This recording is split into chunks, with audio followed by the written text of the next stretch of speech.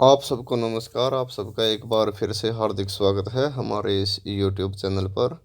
आज हम आपके लिए लेकर आए हैं 27 दिसंबर 2022 को दिल्ली के सरकारी विद्यालयों में हुआ संस्कृत का प्री बोर्ड का पेपर। यह जो पेपर है 27 दिसंबर 2022 को हुआ है। तो आइए ज़्यादा समय व्यतीत न करते हुए हम इस प्री बोर्ड के पेपर को हल करने की कोशिश करते हैं। बिल्कुल ऑफिशियल आंसर की के साथ आपको इस पेपर का सॉल्यूशन इस वीडियो में मिलने वाला है। और हम सभी छात्रों को बता देना चाहते हैं, सभी छात्र प्रीवियस पेपरों को जितना भी ज़्यादा से ज़्यादा पढ़ेंगे, समझेंगे, पुराने पेपरों को जितना भी ज़्यादा से ज़्यादा अपने अभ्यास में लाएंगे, उतनी ही तैयारी आपकी अच्छी होगी। तो इसी कड़ी में हम 27 तारीख को जो पेपर हुआ था उसको लेकर आए हैं। इस तरह से आपका यह पेपर है, 3 घंटे का पेपर हुआ है और 80 नंबर का पेपर है। इस पेपर में आपको 16 पेज छपे हुए मिले थे, 18 आपके प्रश्न आते हैं, 4 भाग होते हैं और इसमें लिखा गया है प्रत्येक खंड को अधिकृत करके उत्तर एक ही स्थान पर क्रमानुसार लिखने चाहिए। उत्तर लिखने से पहले प्रश्न का क्रमांक, प्रश्न संख्या जरूर लिखनी चाहिए। प्रश्न का क्रमांक जो है वो प्रश्न पत्र के अनुसार ही लिखना चाहिए, अर्थात यह नहीं कि आप उत्तर दूसरा लिख रहे हैं और प्रश्न नंबर आपने दूसरा डाल रखा है। सभी प्रश्नों के उत्तर संस्कृत में ही लिखने हैं और प्रश्नों के निर्देश जो होते हैं कि प्रश्न में क्या पूछ रखा है और कितने ऑप्शन करने को बोल रहे हैं, वो सब निर्देश ध्यान से अवश्य ही पढ़ने चाहिए। तो कुछ इस तरह से प्रश्न पत्र का प्रारूप होता है। इसमें अपठित जो आता है 10 नंबर का है, रचनात्मक कार्य 15 नंबर का होता है और अनुप्रयुक्त व्याकरण 25 नंबर की, पढ़ा हुआ जो है वो 30 नंबर का आता है।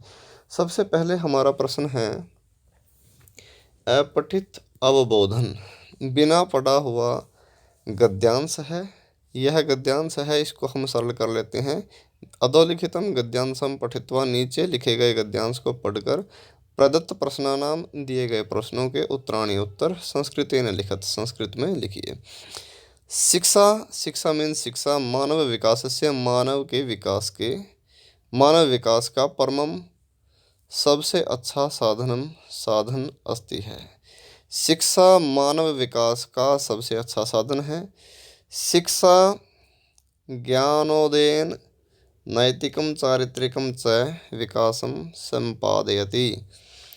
शिक्षा जो है वो ज्ञान के उदय के द्वारा, शिक्षा ज्ञान के उदय के द्वारा नैतिक और चारित्रिक विकास संपादित करती है। शिक्षा सांस्कृतिकम दृष्टिम उद्बोधयति। शिक्षा जो है वो सांस्कृतिक दृष्टि का उद्बोधन करवाती है। वर्तमान शिक्षा पद्धतौ, वर्तमान शिक्षा पद्धति में बालस्य, बच्चे का सर्वांगीण विकासस्य, सर्वांगीण विकास की परिकल्पना वर्तते, परिकल्पना होती है। आधुनिक शिक्षा पद्धति में बच्चे के सर्वांगीण विकास की परिकल्पना होती है, यानी कि अब सिर्फ पढ़ाई पढ़ाई नहीं होती, पढ़ाई के अलावा अन्य गतिविधियां भी छात्रों की होती है। कहने का अर्थ यह है, सर्वांगीण विकास में शारीरिक, मानसिक सब प्रकार का विकास की बात आ जाती है। अधुना अब बालकाः, बच्चे आधुनिक विषयान, आधुनिक विषयों को अपि भी अध्येतुम, पढ़ने के लिए संप्रेरिताः दृश्यन्ते, प्रेरित हुए दिखाई देते हैं।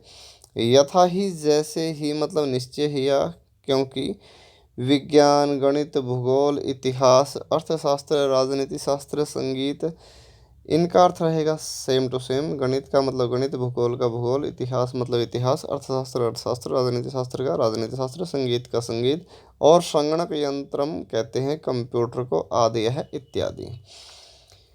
आजकल बच्चे आधुनिक विषयों को पढ़ने के लिए प्रेरित दिखाई देते हैं। जैसे विषय लिखे हैं वर्तमान शिक्षा पद्धति में, प्रणाली में शिक्षितः, शिक्षित हुए यानी कि पढ़े हुए युवक और युवतियश्च और युवतियाँ कठिनम श्रमम कृत्वा, कठिन मेहनत करके, कठोर मेहनत करके, स्व स्व अपने अपने क्षेत्र में महत्वपूर्ण साफल्यम प्राप्तवन्तः, महत्वपूर्ण सफलता प्राप्त कर गए, भूतकाल में है प्राप्तवन्तः।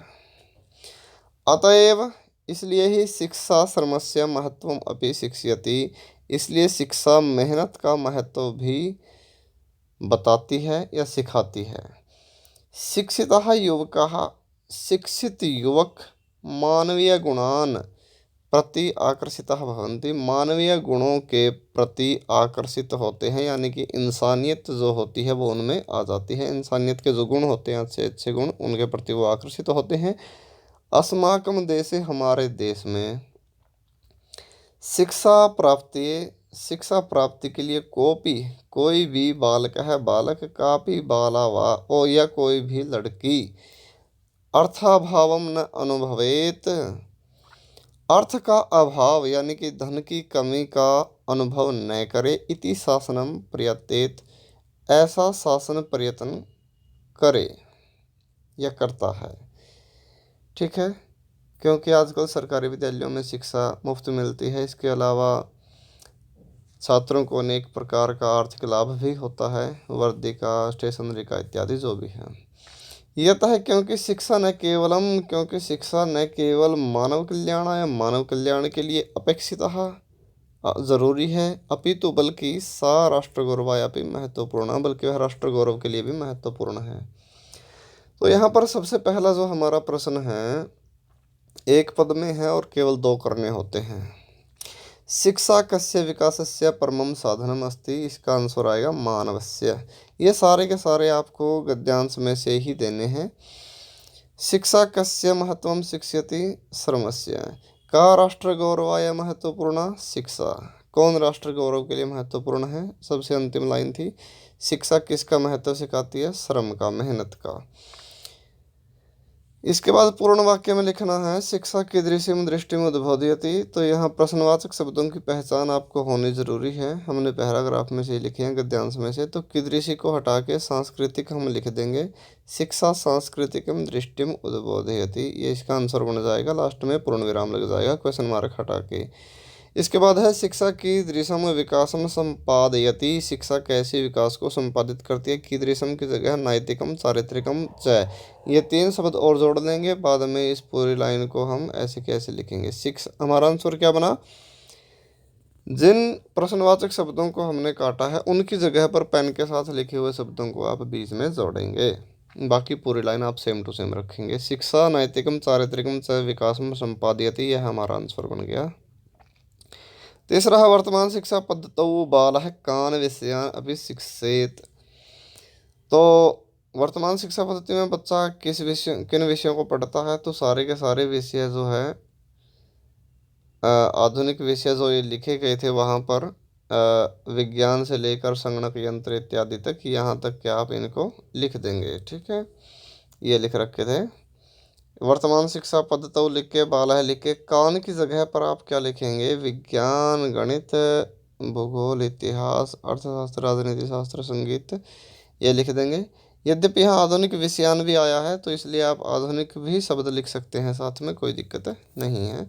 ये हमारा पूर्ण विराम लग जाएगा बाद में। इसके बाद हमारा इस अनुच्छेद का शीर्षक आता है। एक शब्द में शीर्षक लिखना होता है, एक शब्द लिखें, 2-3 लिखें, लेकिन ज़्यादा बड़ा शीर्षक अच्छा नहीं लगता। और शीर्षक वही होता है जिसके बारे में आप पूरे गद्यांश में पढ़ते हैं। तो शिक्षा के बारे में पढ़ा है, तो इसका आंसर आ जाएगा शिक्षा। इसका शीर्षक क्या आ जाएगा, शिक्षा। या शिक्षाया महत्वम भी आप लिख सकते हैं, अपने अनुसार आप लिख सकते हैं, कोई दिक्कत नहीं है। तो यहाँ है यथा निर्देशम उत्तरत, केवल प्रश्न त्रयम, केवल 3 प्रश्नों का उत्तर देना है। इस बात का ध्यान रखें, लगभग हर एक प्रश्न में जितने भी ऑप्शन वाले प्रश्न होते हैं उनमें सब आपको हर एक प्रश्न में एक एक ऑप्शन एक्स्ट्रा मिलेगा। तो उस बात का ध्यान रखें। यदि आप सारे कर देते हैं तो शुरू वाले ऑप्शन आपके चेक होते हैं। अगर सारे कर दें आप कोई दिक्कत नहीं, लेकिन चेक आपके जो होंगे वो शुरू वाले होंगे। फिर भी कर देना चाहिए, कोई दिक्कत नहीं है, इससे कोई नुकसान नहीं होता, कोई ना कोई फायदे की ही संभावना बन जाती है। तो शिक्षा मानव विकास से परम साधन मस्ती, शिक्षा मानव विकास का सबसे अच्छा साधन है। यहाँ पर क्रियापद क्या है, हमने पहले भी कई बार बताया है। जो जितने हमारी पेपर की सैम्पल पेपर की वीडियो हमने बनाई है सब में बताया है। इस तरह के प्रश्न में आपको करना क्या है, आपको वो शब्द ढूंढना है जिससे जिसके बाद में पदम लिखा हो। अब ये पदम लिखा है, किसके बाद लिखा है, क्रिया के बाद। अब पूछा क्या है, यहाँ से हमारा क्लियर हो गया, पदम से पहले जो लिखा मिले वो पूछ रखा है क्रिया। अब वो कहाँ से पूछ रखी है, जो कोमे के अंदर बंद है, जो लाइन आपको कोमे के अंदर बंद करके दे रखी है, इसमें से बताना है। और क्या बताना है, जो पदम से पहले लिखा है वो बताना है, यानी कि आपको क्रिया बतानी है और इस लाइन में से बतानी है। और क्रिया 99% कहाँ पर होती है, वाक्य का लास्ट वर्ड हमारा जो होता है वो क्रिया होती है, अस्ति। इसके बाद आ गया शिक्षिताः इति विशेषण पदस्य विशेष्य पदम किम। तो विशेष्य, अब ये विशेषण और विशेष्य इकट्ठे होते हैं, विशेषण और विशेष्य बिल्कुल इकट्ठे चलते हैं। पैराग्राफ में आप देख सकते हैं शिक्षिता ही युवका मिलेगा, ये देखिए। और हमने कहा भाई जो पहले शब्द आता है वो विशेषण होता है, जो बाद में आता है वो विशेष्य होता है। यानी कि विशेषण क्या होता है, विशेषता बताने वाला, और विशेष्य जिसकी विशेषता बताई जाए। तो युवक पढ़े लिखे हैं तो विशेष्य बताना था, तो यहाँ पर युवक कहा जाएगा। इसके बाद उद्यम है, उद्यम का मतलब ये तो आप सभी समझते हैं, उद्यम किसको कहते हैं, परिश्रम को। इसका पर्याय पद पूछा था, पदम से पहले देखो आप बस, पदम से पहले जो लिखा है वो पूछ रखा है, और किसके बारे में पूछ रखा है, जो कोमे के अंदर है। उद्यम के बारे में पूछ रखा है, और क्या पूछ रखा है, पर्याय पूछ रखा है। भाई उद्यम का पर्याय पूछ रखा है तो शर्म आएगा। चौथा ऑप्शन पहले प्रश्न का है, सरलम इत्यस्य किम विलोम पदम अत्र प्रयुक्तम। सरल इस शब्द का विलोम शब्द क्या है, तो कठिनम आ जाएगा।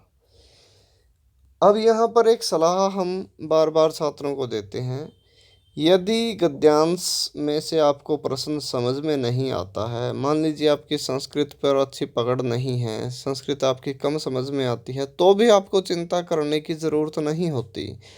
आपको करना क्या होता है, ये लास्ट का उपाय है, जब आपके सामने कोई रास्ता ही ना हो।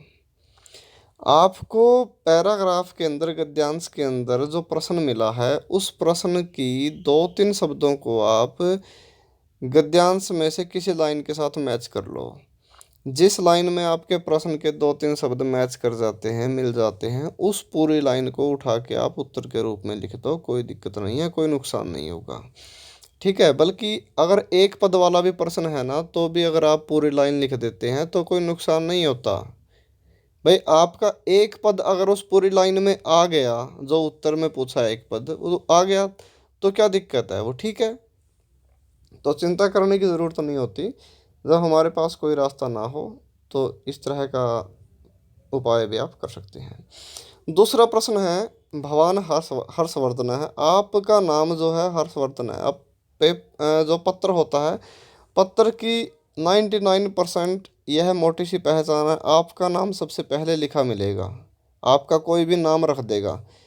अब भवतः पितुः, आपके पिता का स्थानांतरण वसात, स्थानांतरण के कारण उत्तर प्रदेशम आगत है, उत्तर प्रदेश आ गया। आपके पिता का स्थानांतरण, ये लैंग्वेज ठीक नहीं है वैसे इस वाक्य की। आपके पिता लिखना था, यहाँ पितुः गलत लिख दिया। आपके पिता के स्थानांतरण के कारण से उत्तर प्रदेश को आ गया है, क्या आ गया है, तो इसने ही वाक्य गलत लिख दिया, ठीक नहीं लिखना है इसको, कोई बात नहीं। आप फीलिंग समझें, स्पेलिंग की तरफ मत जाएं। आपके पिता का स्थानांतरण हो गया है, उत्तर प्रदेश में हो गया है, बस आप इतना समझें। और स्थानांतरण प्रमाण पत्रम प्राप्तुम, स्थानांतरण प्रमाण पत्र प्राप्त करने के लिए प्रधानाचार्याम फीमेल है, प्रधानाचार्य के प्रति लिखे गए प्रार्थना पत्र में रिक्त स्थानों को मंजूषा से उचित पदों के साथ चुन करके पूरा कीजिए। अब यहाँ पर एक विशेष बात हम बता देना चाहते हैं। छात्र क्या गलती करते हैं? छात्र गलती करते हैं, जितने भी आपके मंजूषा में शब्द होते हैं, केवल आंसर शीट पर आंसर देते हुए केवल वही लिख के आ जाते हैं। मतलब इतना आलस्य आज के छात्र करने लगे, सिर्फ इन शब्दों को ही लिख के आ जाते हैं बस, कि इन्हीं शब्दों से काम चला लो जी, हम तो इतना ही लिख सकते हैं, इससे ज़्यादा हमारी हिम्मत नहीं है लिखने की, इतना आलस्य है। तो यह बिल्कुल गलत बात है। आपको पूरा पत्र लिखना चाहिए, और जो मंजूषा में आपको जो शब्द भरने हैं वो साथ साथ में बीच में भरते रहें, कोई दिक्कत नहीं होगी, कुछ ना कुछ लाभ भी मिलेगा आपको। भाई आपने इतनी मेहनत की है, 1% आप ये मान के चलो आपके सारे ऑप्शन गलत हैं, आप ऐसा मान के चलो आपने सारे ऑप्शन गलत लिख दिए, लेकिन अगर आपने पूरा पत्र लिख रखा है, भाई आपने मेहनत तो की है, तो हो सकता है चेक करने वाला आपकी मेहनत का आपको एक आध नंबर दे दे, लेकिन वो देगा कब? जब आप लिखोगे। अगर आपने लिखा ही नहीं है तो देगा क्या? तो इसलिए हमें लिखने का ज़्यादा से ज़्यादा अभ्यास करना चाहिए। तो आइए बाद की बातें हैं, पहले हम इस पत्र को कर लेते हैं। ये आपके लिए ऑप्शन दिए गए हैं नीचे।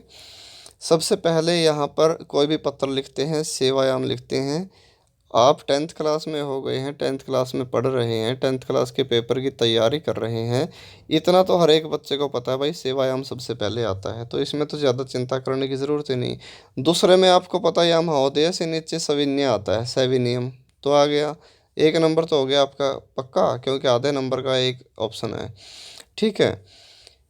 सेवा में माननीय प्रधानाचार्य जी, ये जो विद्यालय का नाम लिखा है, नव दिल्ली, स्थानांतरण का प्रमाण पत्र प्राप्त करने के लिए प्रार्थना पत्र। सविनय निवेदन है यद कि अहम मैं भवत्याः विद्यालय, आपके विद्यालय में 10वीं कक्षा में पठामी पढ़ता हूँ।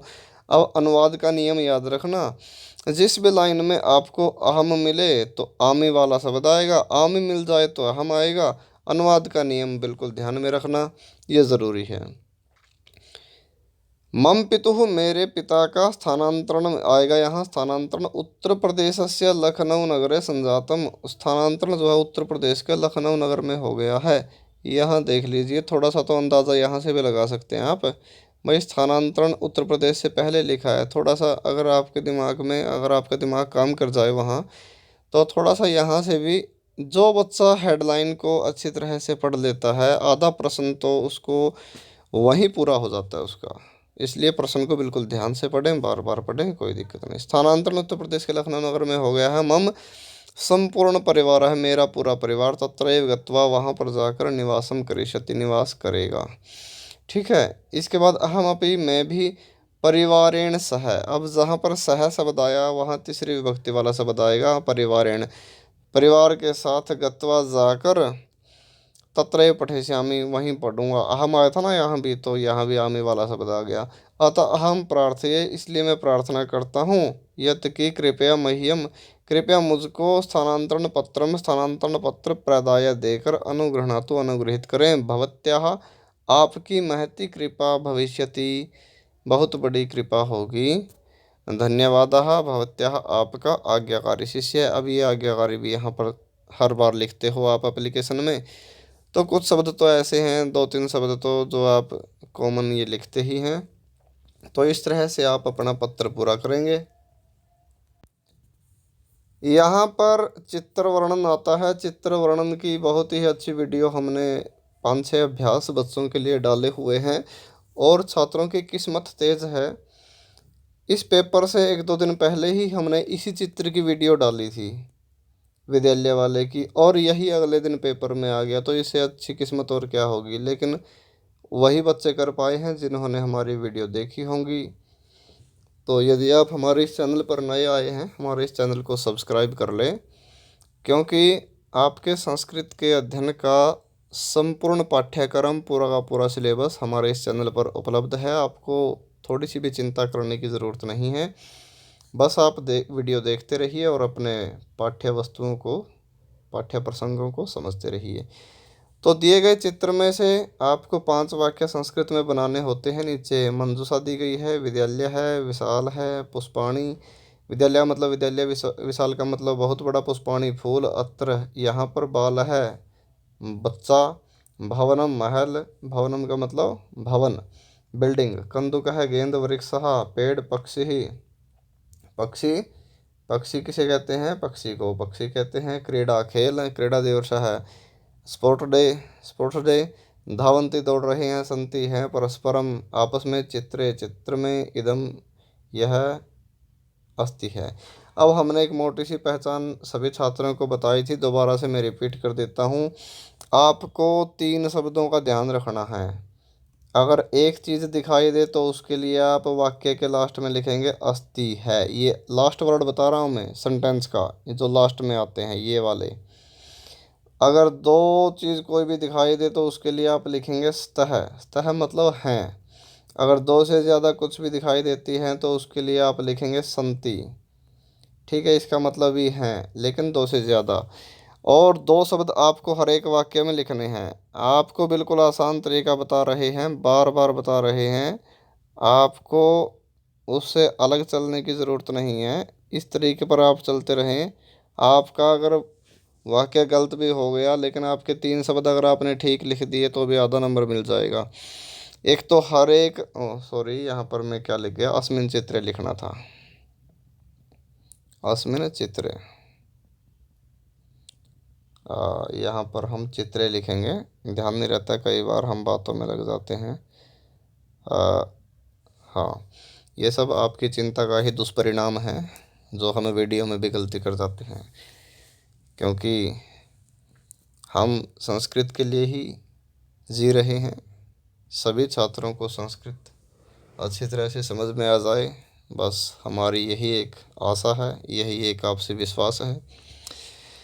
तो अस्मिन चित्रे, इस चित्र में, इसका मतलब होता है इस चित्र में। और यहाँ पर 3 वर्ड हैं अस्ति, स्तः, संति, इनको आप ध्यान में रखेंगे। ये देखिए अब हमने वाक्य कैसे बनाए हैं। पहला वाक्य हमने बनाया अस्मिन चित्रे विद्यालय अस्ति, सिर्फ एक शब्द लिया है विद्यालय, अस्मिन चित्रे विद्यालय एक है तो अस्ति लगा दिया, आपका वाक्य पूरा। दूसरा हमने लिख दिया अस्मिन चित्रे पुष्पाणी, उठा लिया, पुष्पाणी फूल, यहाँ फूल से ज़्यादा हैं तो पुष्पाणी ज़्यादा है तो संति लगा दिया।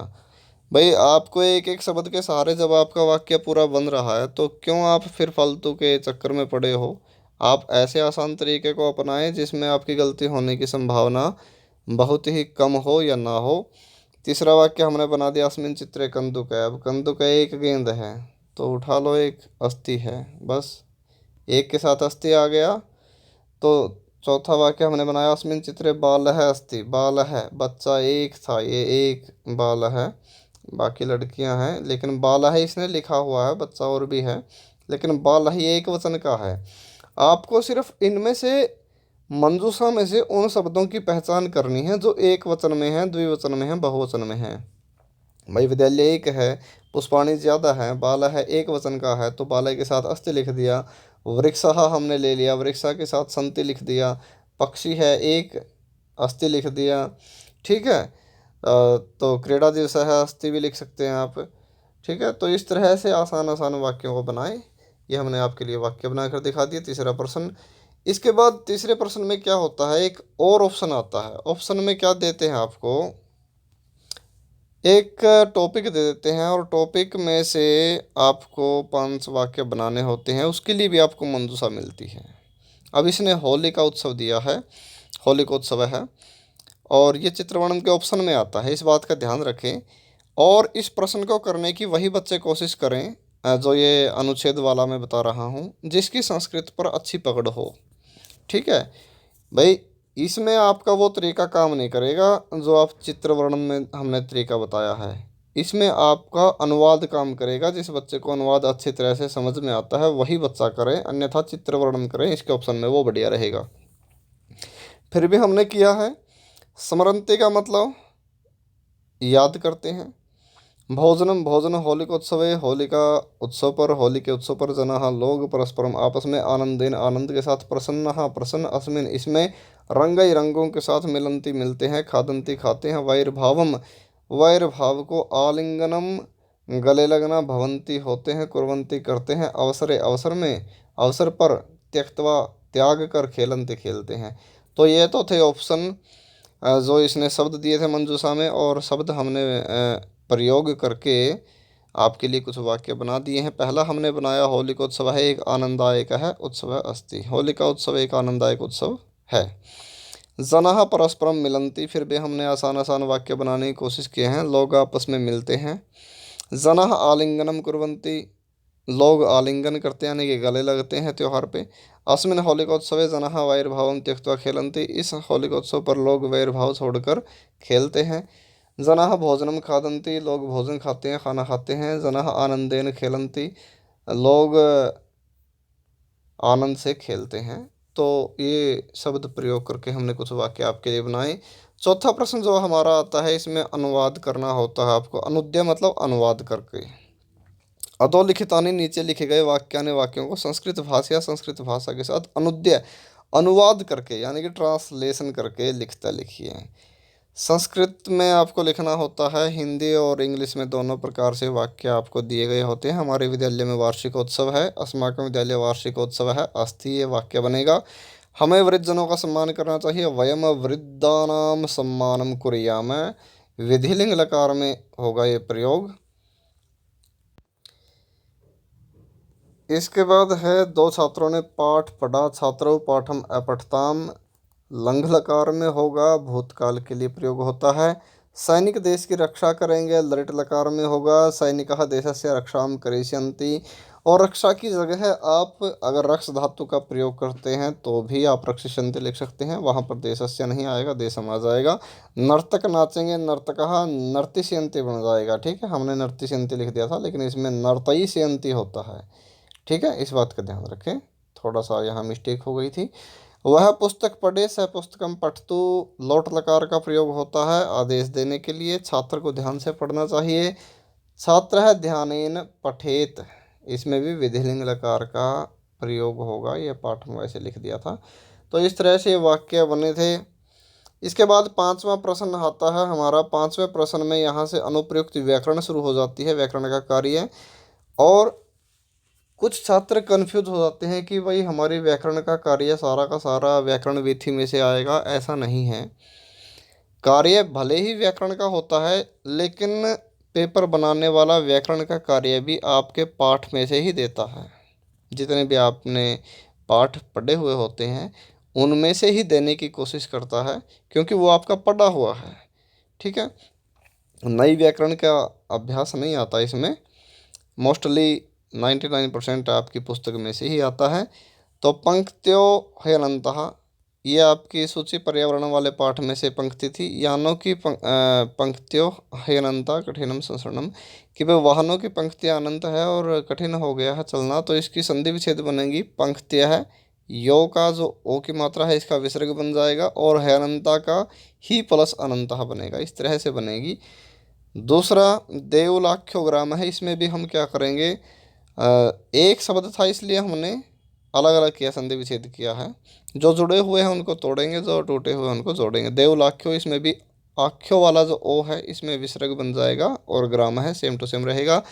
काचित इयमिति, इसमें तय का दय बन जाएगा और ई की मात्रा दय के ऊपर लग जाएगी, काचित इयमिति बन जाएगा। अचिरात प्लस एव अचिरादेव बन जाएगा। तयोर एक, तयो प्लस एक है बन जाएगा। इस तरह से संधि विच्छेद होगा। ये जननी तुल्य वत्सला में से है, वृषभ है। ये भी जननी तुल्य वत्सला में से है। ये व्याघ्र मारी वाला जो पाठ है बुद्धि बलवती सदा, उसमें से है। ये भी बुद्धि बलवती वाले में से है। ये सूची पर्यावरण में से है। अब यानी कि आपको पाठों को ध्यान से पढ़ना चाहिए। जितने भी व्याकरण के प्रश्न आते हैं उनको भी अच्छी प्रकार से आपको पढ़ना चाहिए। छठा प्रश्न शुरू होता है। छठे प्रश्न में समास पूछता है। देखने में व्याकरण का कार्य है लेकिन हर एक व्याकरण के कार्य की कोशिश करता है पेपर बनाने वाला कि पाठ में से दिया जाए। ये भी देखिए, महानगराणाम मध्ये चलद अनिशम, ये भी सूची पर्यावरण वाले पाठ में से आया है। कालायासस्य चक्रम, इसका बन जाएगा कालायास चक्रम। को भेदपिक काकयो हो, अब देखो लास्ट में यो है, यहाँ से आप समझ सकते हैं क्या है। अब समास में विभक्ति का लोप होता है, तो यहाँ काला सस्य में थी, से काट दो, जोड़ दो बाकी, ये बन गया। अब इसमें यो है लास्ट में, यो वाला ढूंढो इसमें से कौन सा है, का कह चे पे कह चे तयो। ठीक है, तो इस तरह से कुछ आप पहचान भी किया करें, ये बन जाएगा। यहाँ पर है तस्य मृत शरीरम राजमार्गम निक्षा वर्तते, मृत शरीरम का आपको विग्रह करना था। अब भाई जब शरीरम लास्ट में मैं वाला है तो दोनों मैं वाला लिख दो ना, शरीरम को तो आपको लिखना ही है शरीरम, तो मृतम को मृत को और मृतम बना दो, मृतम च तत्शरीरम। ठीक है। अब हाँ, मरा हुआ है जो शरीर। आरक्षी सुपुष्ट देह आसित, तो सुपुष्ट देह, सुपुष्ट देह यस्य से। ठीक है। अब देह, देह के लास्ट में विसर्ग है, तो पहले जो शब्द है उसको भी विसर्ग वाला ढूंढने की कोशिश करो। भाई एक मोटी सी पहचान है, जैसा शब्द आपको लास्ट मिलता है ना, पहले वाले शब्द को जो शब्द जुड़ा हुआ है दूसरा, उसको भी वैसा ही ढूंढने की कोशिश करो ऑप्शन में। अब शरीरम के साथ में मृतम को ढूंढा हमने, हमारा ऑप्शन में काम चल गया। इसमें मैच नहीं था, किसी में भी देख लो, इसमें था मृतम शरीरम। ठीक है। इसमें भी सुपुष्ट देह, देह वाला जब विसर्ग है तो सुपुष्टा को भी विसर्ग वाला ढूंढो, यह मिल गया, ये हमारा काम चल गया। मान लो 1% अगर आपको समास याद नहीं रहते या बनाना नहीं आता है, तो कम से कम एक ऐसा उपाय तो रखो, तरीका तो रखो, ट्रिक रखो अपने पास में कि पहचान करने की। अब देखिए, कृष्ण वर्ण यस्य से, तो इसका बन जाएगा कृष्ण वर्णम। इसके बाद 7वां प्रश्न में क्या आता है, 7वें प्रश्न में प्रकृति और प्रत्यय आते हैं। ये भी पाठ में से दिया है। टाप और मतुप जितने भी आपके प्रत्यय लगते हैं वो आपके पाठ में से ही दे दिए इसने घुमा के। मिल कतः प्लस टाप मिलिता बन जाएगा, नवमालिका मिलिता। ठीक है। समाविष्ट प्लस टाप तो समाविष्टा हो जाएगा, भगवान का भग प्लस मतुप बन जाएगा। मतुप में वान शेष बचता है, मतुप में वान शेष बचता है। अब वान तो ये समझ लो मतुप का आ गया, भग बच गया भग। भाई देखो, मतुप में वान शेष बचता है तो मतुप का वान है, अब भग को अलग रखो, भग मतुप, बस। तो इनके चक्कर में उलझने की ज़रूरत नहीं। भाई कौन सा प्रत्यय आपको कौन सा शब्द देता है उसको आप ध्यान में रखो। ठीक है। समाविष्ट में समाविष्टा था, ये दोनों समाविष्टा बना है, आ की मात्रा, दोनों ऑप्शन ठीक थे, बिल्कुल कोई दिक्कत नहीं है। ठीक है। बलवती, अब बलवती में बल शब्द है, मतुप प्रत्यय है, और बलवत शब्द में गीप प्रत्यय, दोनों ऑप्शन ठीक है इसके, बिल्कुल कोई दिक्कत नहीं है। ठीक है। भाई बल के साथ अगर हम मतुप लगाएंगे, स्त्रीलिंग में बनाएंगे तो बलवती बन जाएगा, यहाँ भी ठीक है। और बलवत के साथ में अगर हम गीप लगाएंगे तो वो भी ठीक बन जाएगा, कोई दिक्कत नहीं है। अब गुण प्लस मतुप गुणवान बन जाएगा। ठीक है। 8वां प्रश्न है। 8वें प्रश्न में क्या करना है, वाच्य के अनुसार आपको उचित शब्दों के साथ रिक्त स्थान पूरे करने हैं। अब देखिए, ये पंक्ति पढ़ने की ज़रूरत होती है आपको।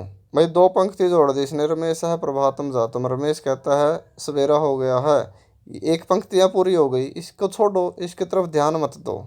दूसरी पंक्ति देखो क्या है, अधुना त्वम किम करोसि।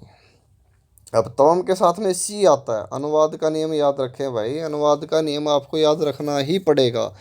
अनुवाद के नियम के ऊपर अनुवाद का अभ्यास ज़्यादा से ज़्यादा करें। जितना आपका अनुवाद का नियम आपको समझ में रहेगा, रिक्त स्थान भरते हुए या ट्रांसलेशन करते हुए आपको कोई परेशानी नहीं होगी। त्वम के साथ में सी आता है, करोसी आएगा। ठीक है। अब जहाँ पर तीसरी विभक्ति पहले आ जाती है, मया तव्या तेन में जो भी हवाल के इत्यादि, वहाँ पर फिर वाच्य में कर्म में क्या आता है, पहली विभक्ति आती है, तो यहाँ पाठा बन जाएगा सिंपल, मेरे द्वारा पाठ याद किया जा रहा है।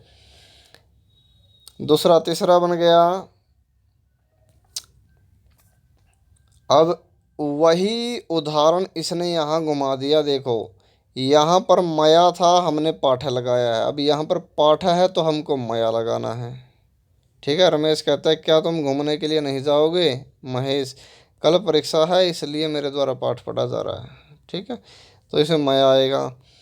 इसके बाद रमेश कहता है क्या तुम नित्य ईश्वर का भजन भी करते हो? महेश, हाँ मेरे द्वारा ईश्वर का भजन भी नित्य क्रियते किया जाता है। इसमें ते वाला ज़्यादा चलता है, वाच्य का आप ज़्यादा से ज़्यादा अभ्यास करें। आठवां प्रश्न के बाद हमारा नौवां प्रश्न आता है, कालबोधक शब्दों को संस्कृत में लिखना है। समय लेखन इसको कहते हैं। बहुत ही अच्छी वीडियो हर एक टॉपिक की हमने बनाकर इस चैनल पर डाली हुई है।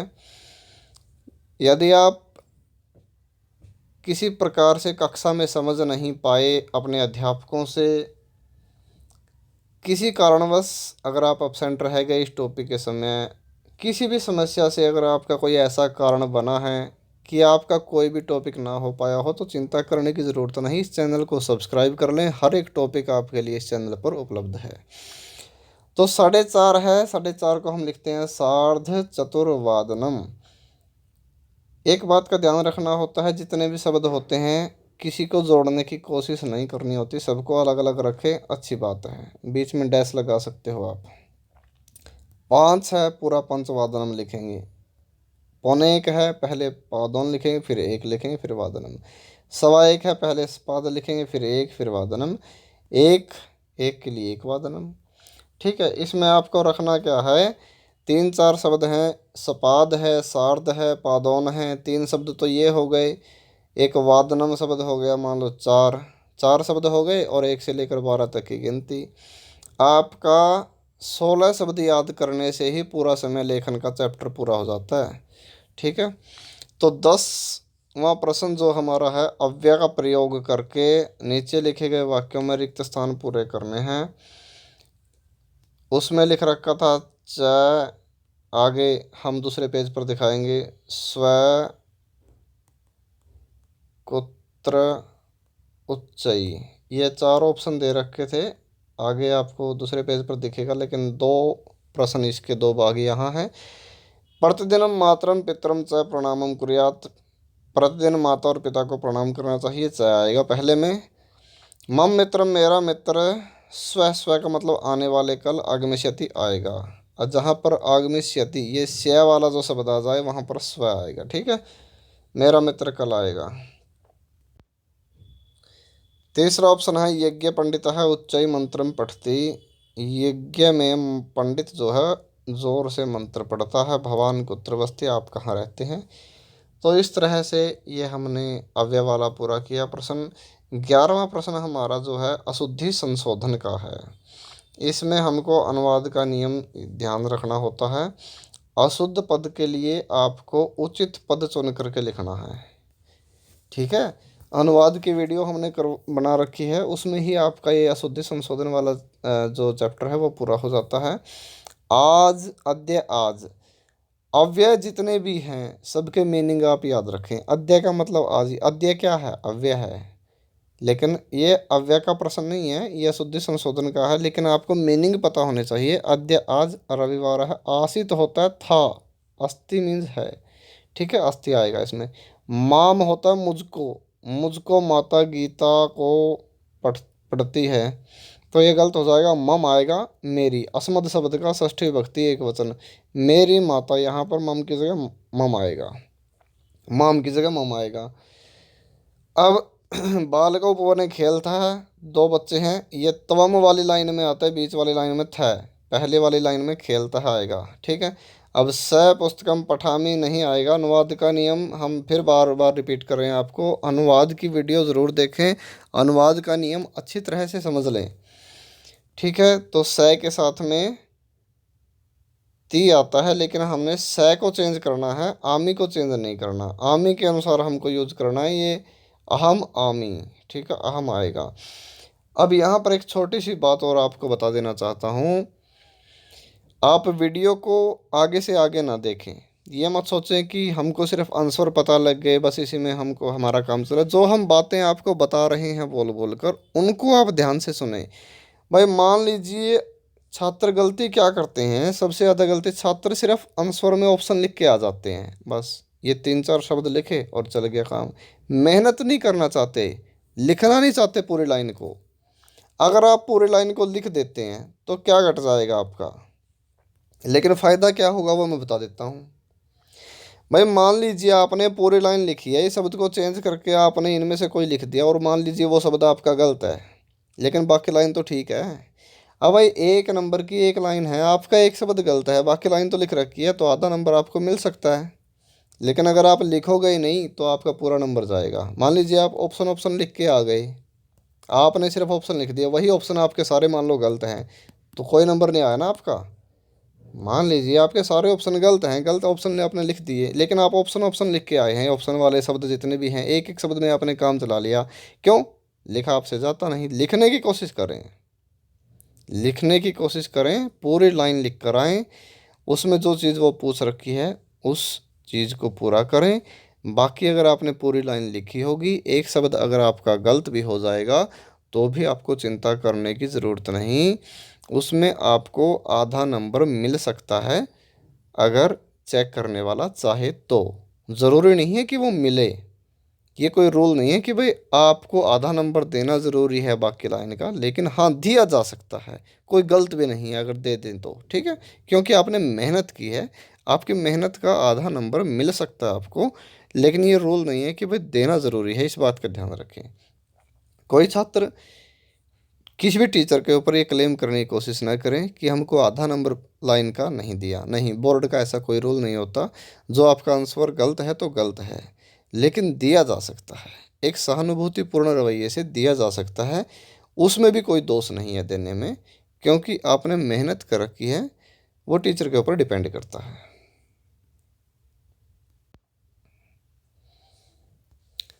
यहाँ 12वां प्रश्न है हमारा। 12वें प्रश्न में पढ़ा हुआ गद्यांश हमारा यहाँ से शुरू हो जाता है, पठित अवबोधन। ये विचित्र साक्षी वाले पाठ में से है, हम इसको पढ़ लेते हैं जल्दी जल्दी। विचित्रा देवगति, भाग्य की गति विचित्र होती है। तस्याम एव रात्रौ, उसी रात में, तस्मिन् गृहे, उस घर में, कश्चन चोरः, कोई चोर, गृहाभ्यंतरम, घर के अंदर, प्रविष्ट, प्रवेश कर गया। तत्र, वहाँ पर, निहिताम, एकाम, रखी हुई, एक, मंजूषाम, मंजूषा को यानी कि पेटी को, संदूक को, आदाय, लेकर, पलायित, भाग गया। चौरस्य, चोर के, पाद ध्वनिना, पैरों की आवाज़ से, प्रबुद्धो अतिथि, जागे हुए अतिथि ने, चौर संकया, चोर की आशंका से, तम अनवधावत, उसके पीछे दौड़ा, गृहणाच, और पकड़ लिया उसको।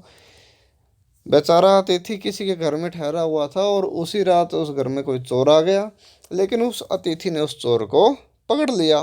परम विचित्रम अघटत, परंतु विचित्र घटना घट गई। चोर है एव उच्चैक रोषितुम आरभत, चोर ने ही जोर से चिल्लाना शुरू कर दिया, चोरोयम कि यह चोर है, यह चोर है, इति ऐसा। तस्य तार स्वरेण, उसकी तार स्वरेण का मतलब ऊंची आवाज से, प्रबुद्धा, जागे हुए, ग्रामवासी है, गांव वाले, स्वगृहात, गांव वालों ने, स्वगृहात, अपने घर से, निष्क्रम में निकलकर, तत्रागसन, वहाँ आए। उसके चोर आवाज से जागे हुए गांव वाले अपने घर से निकलकर वहाँ आए। वराकम अतिथि में, बेचारे अतिथि को ही चोरम मतवा, चोर मानकर, अभर्त्स्यन, डांटने लगे, डांट दिया। यद्यपि यद्यपि ग्रामस्य आरक्षी, गांव का पहरेदार यानी कि आरक्षी चौकीदार, एव ही चौर आसित, चोर था। यद्यपि गांव का चौकीदार ही, आरक्षी ही, पहरेदार ही चोर था। आरक्षी का मतलब पहरेदार या चौकीदार या रक्षा करने वाला, ठीक है, वही चोर था। तत्क्षण में, उसी क्षण, रक्षा पुरुष है, रक्षा पुरुष ने यानी कि सिपाही ने, तम अतिथिम, उस अतिथि को, चोरोयम, यह चोर है, इति प्रख्याप्य, ऐसा प्रख्यापत करके यानी कि उसको विख्यात करके, उसको फेमस करके, कारागारे प्रक्षेपत, कारागार में डाल दिया। ठीक है, इसके बाद इसमें से प्रश्न दिए गए हैं, उनके उत्तर आपको देने हैं। आधे नंबर का एक है, बिना पढ़ा हुआ जो हमारा गद्यांश आया था पहला प्रश्न, उसमें एक एक नंबर का था सारा प्रश्न, लेकिन इसमें अब यहाँ से पढ़े हुए में आधे आधे नंबर के शुरू हो जाते हैं, जो एक पद वाले हैं, थोड़ा सा फर्क है बस। चौरह उत्तर प्रविष्ट है, आपको वर्ड मीनिंग पता होना चाहिए, विशेष रूप से प्रश्नवाचक जो शब्द होते हैं उनका तो जरूर वर्ड मीनिंग आपको पता होना चाहिए। कुत्र का मतलब अगर आपको पता नहीं होगा तो प्रश्न आपके समझ में ही नहीं आएगा। अगर आपको कुत्र, कदा, काम, इनका मीनिंग ही नहीं पता होगा तो प्रश्न आप कितना भी जोर लगा लो समझ में ही नहीं आएगा। तो इसलिए प्रश्नवाचक शब्दों के मीनिंग ज़रूर याद रखें। चौरह कुत्र, कुत्र मतलब होता है कहाँ, प्रविष्ट है प्रवेश कर गया, कहाँ प्रवेश कर गया, इसका आंसर आया गृहाभ्यंतरम, घर के अंदर। चौरह कदा प्रविष्ट है, अब कदा मतलब होता है कब, कब प्रवेश कर गया, रात्र रात में। चौरह काम आदाय पलायित, पलायित है, किसको लेकर भाग गया, मंजूषा, मंजूषा को। पूर्ण वाक्य में उत्तर देना है। मंजूषाम आदाय क्या पलायित है, अब कै, अगर आपको कै का ही नहीं पता होगा तो प्रश्न क्या समझ में आएगा। तो कै का मतलब होता है कौन, कौन भाग गया, तो इसकी जगह एक शब्द लिखना था, चोर, बस। यहाँ ये बन गया आपका आंसर। मंजूषाम आदाय चोर पलायित है, पूरी लाइन पूरे वाक्य में आंसर आपका बन गया। चौरस्य पात ध्वनिना कै प्रबुद्ध है, अब कै का मतलब कौन, चोर के पैरों की आवाज़ से कौन जाग गया, अतिथि जाग गया, तो अतिथि लिख देंगे कै की जगह, ये हमारा आंसर बन गया। ठीक है, सिर्फ एक शब्द को चेंज करके उसको दूसरा शब्द लिख सकते हैं अगर आपकी समझ में आ जाता है। नहीं समझ में आता तो प्रश्न के दो तीन शब्दों को आप गद्यांश की या पैराग्राफ की लाइन में मैच कर लें। जिस लाइन में आपके प्रश्न के दो तीन शब्द मिल जाते हैं उस पूरी लाइन को आप उत्तर बना के लिख दें, वो भी एक लास्ट में तरीका काम कर जाता है। ग्रामवासी न है कम अभर्चन, गांव वालों ने किसको डांटा, तो अतिथि को डांटा, ये आ जाएगा। अब इसमें तीसरा प्रश्न है विचित्रा देवगति, विचित्र होती है भाग्य गति, इसमें विशेष्य पद कौन सा है। भाई मैंने बार बार रिपीट किया, हमने जितने भी वीडियो बनाई है पेपरों की, भाई जो दो शब्द दिए होते हैं ना, उनमें जो पहला शब्द होता है वो क्या होता है, विशेषण होता है। क्या होता है, विशेषण। तो इसने पूछा विशेष्य, तो दूसरा जो बच गया वो क्या बच गया, विशेष्य। अब ये लाइन दी गई है मंजुषाम आदाय चोर पलायित है, अत्र क्रियापदम, हमने कहा है जो पदम से पहले लिखा है वही पूछा हुआ है, पदम से पहले क्रिया लिख रखी है और क्रिया लास्ट में आती है, लास्ट का वर्ड जो होता है वो क्रिया पलायित है। ठीक है, अब चोर है गृहाभ्यंतरम प्रविष्ट, चोर घर के अंदर प्रवेश कर गया, कर्तरी का मतलब होता है कर्ता, जो शब्द आपको पदम से पहले लिखा मिले समझ लो वही पूछ रखा है। अब कर्ता, कर्ता 99% लाइन का शुरू का शब्द होता है, क्रिया लास्ट का होती है और कर्ता शुरू का, तो चोर है कर्ता आ गया। ठीक है, 13वां प्रश्न है, 13वें प्रश्न में श्लोक दिया है, उस श्लोक में से आपको प्रश्नों के उत्तर देने हैं। विद्वांस है लोकेस्मिन चक्षुष्मन्तः प्रकृतितः, बहुत ही मोस्ट इंपॉर्टेंट श्लोक है, लगभग लगभग सीबीएसई हर बार देता है इस श्लोक को। ठीक है, विद्वांस है लोकेस्मिन, विद्वान ही इस लोक में, विद्वान ही इस लोक में आंखों वाले प्रकृतितः माने गए हैं या कहे गए हैं, अन्य साम दूसरों के वदने चेहरे पर, ये जो तू तो ते वे, दूसरों के चेहरे पर तो जो आंखें हैं, चक्षुर नामनी, चक्षु का मतलब आंखें, दूसरों के चेहरे पर तो जो आंखें हैं, नामनी मते, वो तो नाम मात्र की मानी गई है। तो यहाँ पर सबसे पहला प्रश्न है लोके के एव चक्षुष्मन्तः प्रकृतितः, इस श्लोक में कौन आंखों वाले माने गए हैं, विद्वांस है आ जाएगा।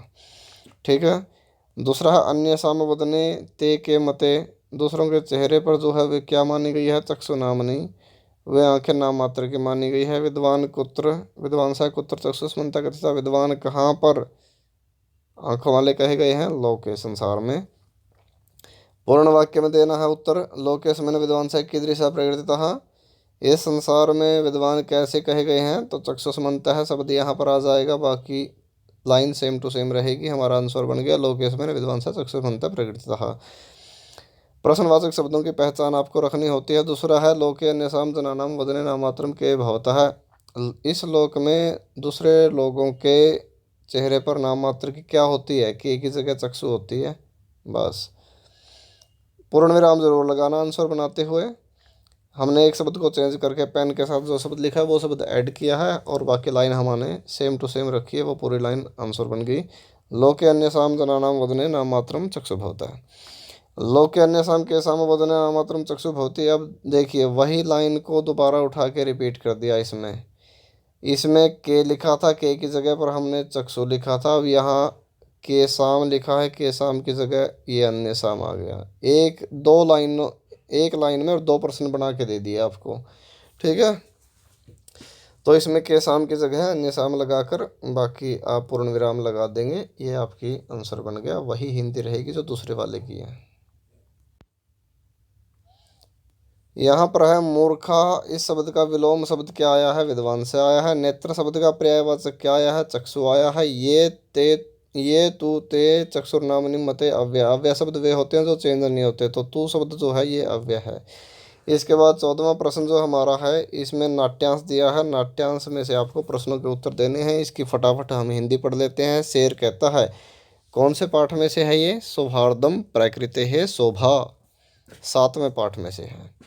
क्रोधेन गर्जन, शेर क्रोध के साथ गरजता हुआ कहता है, भो अरे अहम वन राजा, मैं जंगल का राजा, किम भयम न जायते, क्या भय पैदा नहीं कर रहा हूँ? किमर्थम, क्यों, मामेव मुझको ही, तुदंती दुख ही कर रहे हैं, सर्वे सभी मिलित्वा मिलकर। एक है वानर, एक बंदर कहता है, यतः है क्योंकि, तुम वन राजा है भवितुम, जंगल का राजा बनने के लिए, तू तो सर्वथा बिल्कुल अयोग्य अयोग्य हो, तुम तो जंगल का राजा बनने के लिए बिल्कुल अयोग्य हो, क्योंकि राजा तो रक्षक है, बहुत ही रक्षक होता है, परंतु भगवान तो भक्षक है, आप तो खाने वाले हो। भगवान आप, तू तो और भक्षक है, खाने वाले हो। अपिच और भी, अपि मतलब भी, च मतलब और, स्वरक्षायाम अपि अपनी रक्षा में भी समर्थनासी समर्थ नहीं हो, तरही तो कथम असमान, कैसे हमारी या हमको रक्षिष्यसि बचाओगे, कैसे हमको बचाओगे। अन्य बांदर है दूसरा बंदर। दूसरा बंदर कहता है, किम न श्रुता, क्या नहीं सुनी गई, तव्या तुम्हारे द्वारा पंचतंत्रोक्ति, पंचतंत्र की उक्ति। यो न रक्षति वित्रस्तान, यो मतलब जो, न मतलब नहीं, रक्षति रक्षा करता है, विशेष रूप से, त्रस्तान पीड़ित दुखियों को, विशेष रूप से सताए हुओं को, पीड़ियमानान पीड़ित को, परई दूसरों के द्वारा, जो दूसरों के द्वारा सताए हुए पीड़ित व्यक्तियों को जो रक्षा नहीं करता है सदा हमेशा, जंतुन प्राणियों को पार्थिव रूपेण राजा के रूप में, सकृतांतो वह यमराज ही होता है, न संशय, इसमें कोई संदेह नहीं। जो राजा दुखी आदमियों की रक्षा ही नहीं करता है तो वह भी एक प्रकार से यमराज ही है, इसमें कोई संदेह नहीं है। कौवा कहता है, आम हाँ सत्यम कथितम, सत्य कहा गया है तव्या तुम्हारे द्वारा। वस्तुतः वास्तव में वन राजा भवितुम, जंगल का राजा बनने के लिए, तू तो अहम एवं योग्य, मैं ही योग्य हूँ। तो इसमें से पहला प्रश्न है, वन राजा है पदाया क्या योग्य मन्यते, जंगल का राजा मानने के लिए कौन योग्य मानता है, वनराज पद के लिए कौन योग्य मानता है। कौए ने अपने लास्ट में उम्मीदवारी रखी थी कि मैं योग्य मानता हूँ, मैं ही योग्य हूँ, ठीक है। अयोग्य नहीं, ये तो अयोग्य था, बंदर ने तो शेर को अयोग्य कहा था, लेकिन इसमें प्रश्न आया है योग्य कौन मानता है, तो का कह आएगा, कौआ मानता है। और कौन रक्षक होता है, राजा। कौन रक्षक होता है, राजा तो रक्षक है, राजा आएगा इसमें। और कै क्रोधेन गर्जन वदति, कौन क्रोध के साथ गरजता हुआ बोलता है, क्रोध के साथ गरजता हुआ शेर बोलता है, तो सिंह आ जाएगा। इसके बाद पूरे वाक्य वाला प्रश्न है, अन्य वानरः कस्य उक्तिम वदति, दूसरा बंदर किसकी उक्ति कहता है, पंचतंत्र उक्ति आ जाएगा। कस्य की जगह क्या आ जाएगा, पंचतंत्र उक्तिम, कस्य उक्तिम की जगह पंचतंत्र उक्तिम लिख दो बस, ये पूर्ण विराम। और सिंह पार्थिव रूपेण कथम आचरती, शेर राजा के रूप में कैसे आचरण करता है, यमराज के समान करता है, तो कृतांत है, ठीक है। वो बंदर ने उसको बता तो दिया भाई, बंदर ने उसको पंचतंत्र की उक्ति पढ़ा के उसको बता दिया, जो सताए हुए को जो रक्षा नहीं करता वो भी यमराज होता है, तो यमराज बता दिया उसको। तीसरा प्रश्न है, वानर है सिंहम किम वदति, वानर बंदर जो है शेर को क्या कहता है।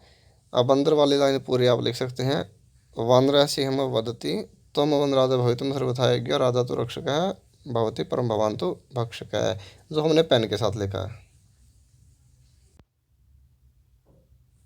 इसके बाद तीसरा प्रश्न है, तीसरे प्रश्न में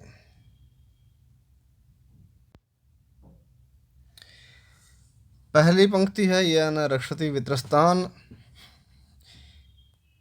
हमने पहले भी बताया है कि क्या पूछा है, उसकी पहचान के लिए आपको क्या करना है, पदम से पहले वाले शब्द को ध्यान से पढ़ना है, कर्तरी-पदम।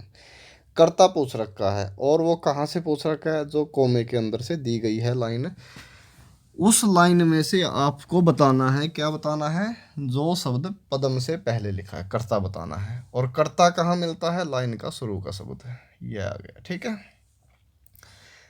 अब क्रिया कहाँ मिलती है, वो मिलती है लाइन का लास्ट वर्ड। तीसरे वाले प्रश्न में क्रिया पूछ रखी है, पदम से पहले क्रिया, ये आ गया लास्ट का वर्ड भवती। अब दूसरा भक्षक है, इस शब्द का विपर्य, विपर्य कहते हैं विपरीतार्थक शब्द को, तो भक्षक का विपरीत क्या होता है, रक्षक। यहाँ पर 15वां प्रश्न है। 15वें प्रश्न में आपको क्या करना होता है, प्रश्नों का निर्माण करना होता है। इसमें सिर्फ एक शब्द को चेंज करते हैं, जो शब्द या तो मोटा लिखा होता है या अंडरलाइन किया होता है, उन शब्द को चेंज करके हमको प्रश्नवाचक शब्द वहाँ पर रखना होता है। अब यहाँ पर भी छात्र कई बार गलती कर देते हैं, हम बार बार रिपीट करते हैं भाई, कोई भी छात्र ऐसा ना करें। कैसा ना करें, यानी कि सिर्फ ऑप्शन ये जो एक एक शब्द जो लिखने की परंपरा कुछ छात्र चला के रखते हैं कि हम तो सिर्फ एक शब्द लिख के आएंगे, बस जो चेंज करने वाला शब्द है वही लिख जाएंगे और उसी में हमारा प्रश्न पूरा मान लिया जाएगा। कैसे मान लिया जाएगा, जब छात्र एक एक, मान लीजिए आपके सारे ऑप्शन ठीक हैं भाई, आपने पहला का लिख दिया कै, जो हमने पेन के साथ बताया, दूसरे का कसमई, मान लीजिए आपके सारे के सारे शब्द आप ठीक लिख के आ गए, तो क्या एक शब्द को प्रश्न माना जा सकता है? भाई आप इतने आलसी हो गए हैं, आप मेहनत करके ही राजी नहीं हैं। तो छात्र एक एक शब्द को ना लिख कर आएं, इस बात का ध्यान रखें। अगर आप एक एक शब्द लिख कर आएंगे, उसको प्रश्न पूरा नहीं माना जाएगा। पूरी पंक्ति लिख कर आएँ, और पूरी पंक्ति लिखने का फ़ायदा क्या होता है वो हम पहले ही बता चुके हैं, अब भी बता देते हैं। मान लीजिए आपने पूरी लाइन लिख दी, और जो आप प्रश्न में जो शब्द चेंज करना होता है कै, ये कै की जगह आपने मान लीजिए कम लिख दिया, कस्य लिख दिया, कुछ भी लिख दिया, मान लीजिए वो शब्द आपका गलत हो गया। आपने शब्द कुछ चेंज करके लिखा था, वो प्रश्न आपका मान लीजिए वो गलत हो गया, लेकिन आपने बाकी तो लाइन लिख रखी है भाई, एक ही शब्द तो आपका गलत हुआ है, बाकी तो लाइन आपकी ठीक है, तो यहाँ पर आपको नंबर दिए जा सकते हैं।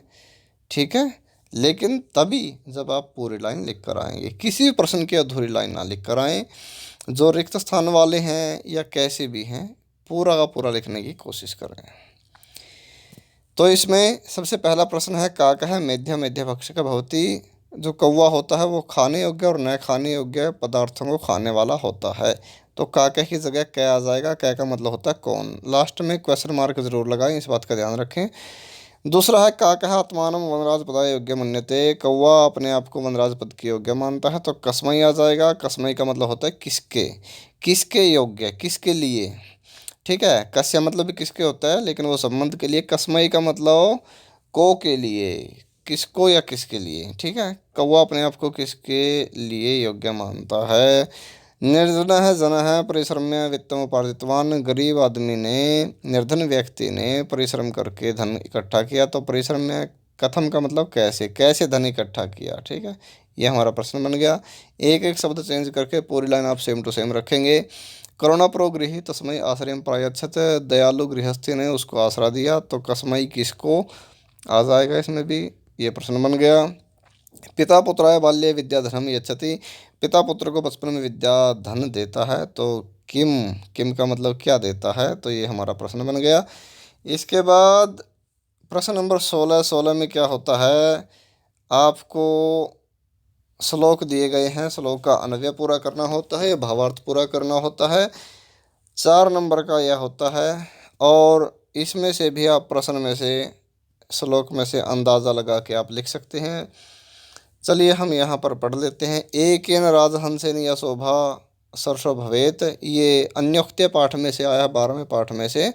एक राजहंस के द्वारा जो शोभा तालाब की होती है, न सबक सहस्रेण, वह हजारों बगुलों से भी नहीं होती, चारों तरफ से किनारे पर रहने वाले वह तालाब के चारों ओर किनारे पर रहने वाले हजारों बगुलों से भी वह शोभा नहीं हो पाती जो एक राजहंस से होती है।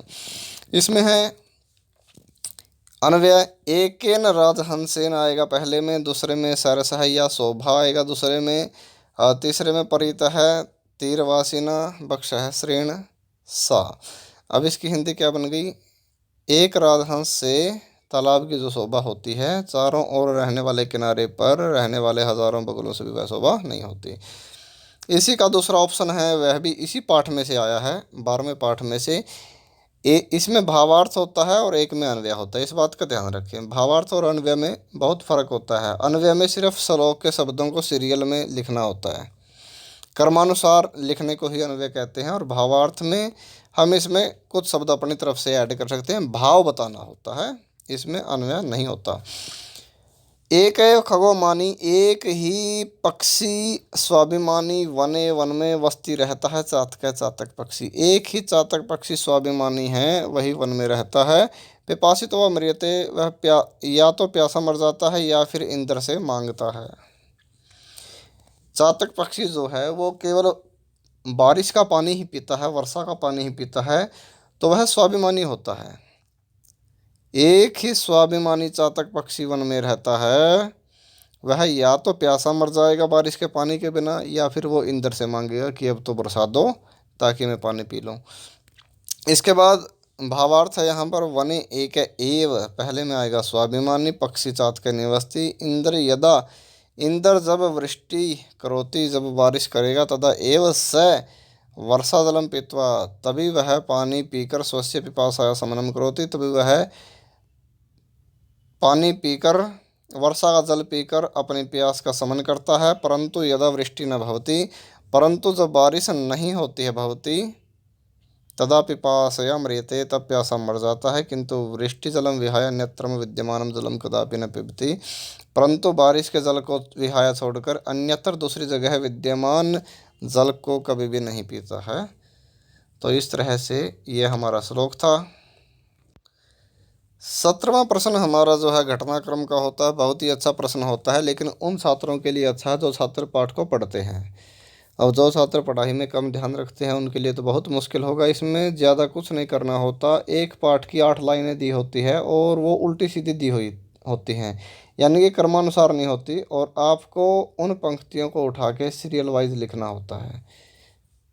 अब इसमें क्या करेंगे, ये बुद्धि बलवती वाले पाठ में से आया है, इनकी हिंदी हम बता देते हैं। स व्याघ्रम आगच्छन्तं दृष्ट्वा धार्ष्ट्यात् पुत्रौ चपेट्या प्रहर्त्या जगाद,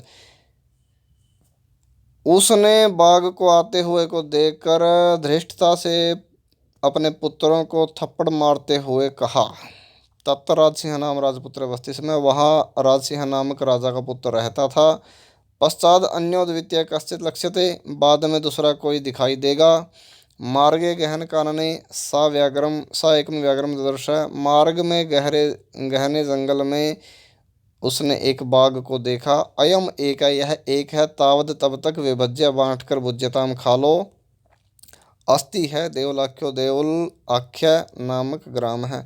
देवल ना आख्या मतलब नामक, देवल नामक कोई गांव है। एकदा केनापि, एक बार किसी आवश्यक कार्येण, आवश्यक कार्य से, तस्य उसकी भार्या पत्नी बुद्धिमती, बुद्धिमती पुत्रद्वयो पेता, 2 पुत्रों के साथ, पितुर्गृहम पिता के घर के प्रति प्रति चलिता चल पड़ी।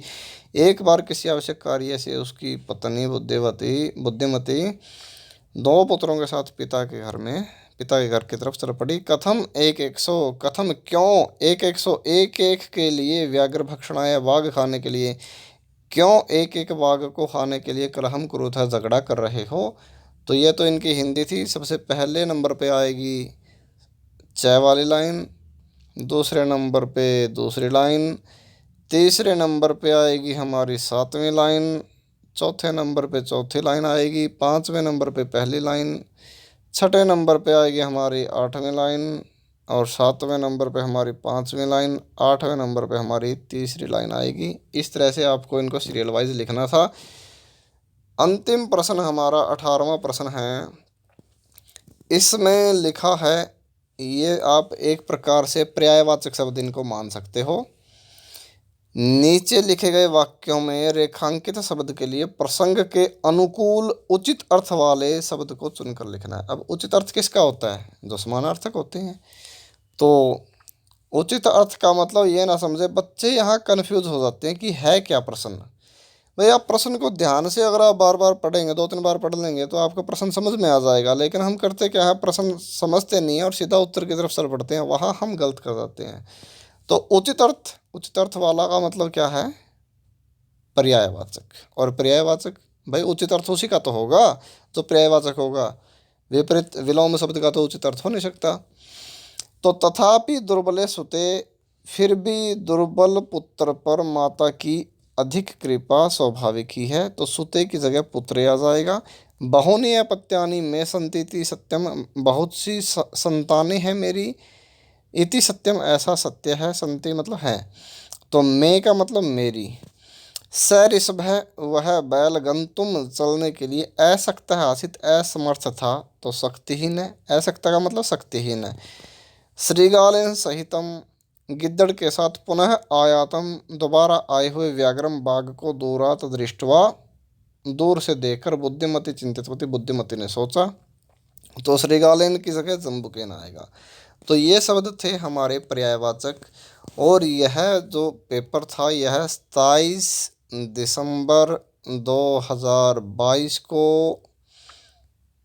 10th क्लास का प्री बोर्ड का संस्कृत का पेपर है। हम दोबारा से फिर सभी छात्रों को बता देना चाहते हैं, भाई सभी छात्र विशेष रूप से 10th क्लास के जो छात्र हैं अपने पुराने पेपरों को ज़्यादा से ज़्यादा समझें, ज़्यादा से ज़्यादा देखें, उन पर पुराने पेपरों पर ज़्यादा से ज़्यादा अभ्यास करें।